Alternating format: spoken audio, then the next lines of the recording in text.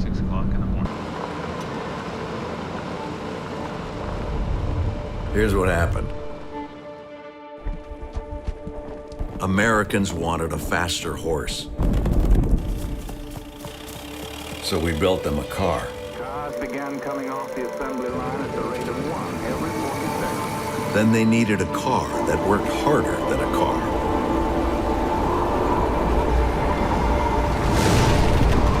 So we built something else.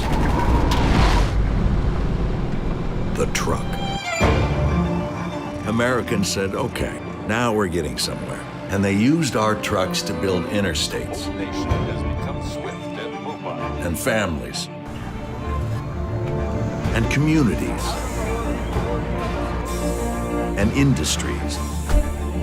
Americans used these trucks to build livelihoods and neighborhoods.